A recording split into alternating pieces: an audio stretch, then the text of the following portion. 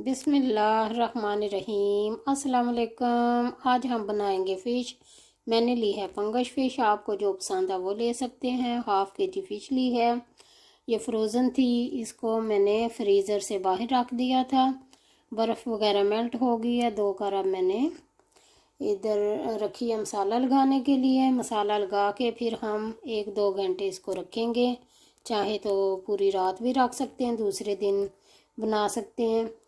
और मैंने इसके लिए लिया है 4 टेबल स्पून ऑयल के लिए हैं।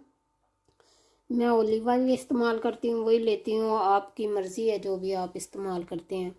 और 1 टीस्पून मैंने लिया है रेड चिली पाउडर, और 1 teaspoon tandoori masala, half tea spoon mix गरम मसाला, और 1 टीस्पून साबुत ज़ीरा लिया है।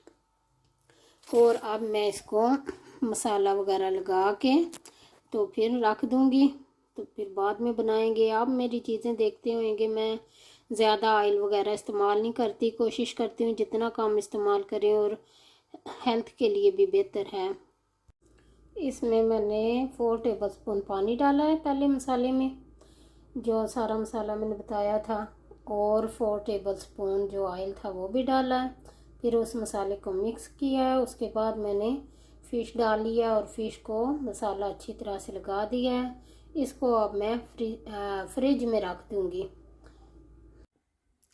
ये फ़िश मैंने जो मसाला लगा के रखी थी मैंने पतीले में डाल दी है, और सेम ऑयल कुछ और नहीं डालना इसमें। अभी हम पकाना स्टार्ट करेंगे और तकरीबन 10 से 15 मिनट इसको लगेंगे। और नेक्स्ट टाइम हम बनाएंगे डिफरेंट, यही फ़िश होएगी लेकिन डिफरेंट रेसिपी होएगी। अगर आप मेरी एक वीडियो देखते हैं और वही चीज़ मैं दोबारा बनाती हूँ, थोड़ा डिफरेंट तरीके से बनाऊँगी।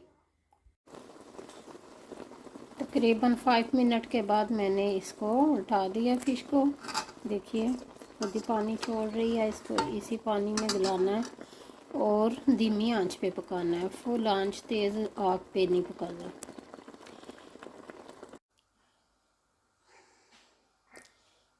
बस मैंने एक बार इसको उल्टाया और तकरीबन इसको 15 मिनट तक पकाना है। तो धीमी आंच पे पकाना है तो रेडी हो जाएगी इतनी देर में।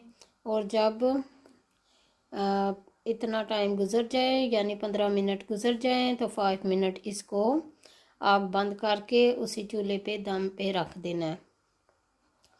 देखिए जी हमारी फ़िश रेडी हो गई है, और इसको आप रोटी के साथ, नान के साथ खा सकते हैं। अगर आपको मेरी रेसिपी पसंद आए, लाइक एंड शेयर कर दीजिएगा, सब्सक्राइब कर दीजिएगा। ओके जी, अल्लाह हाफिज़।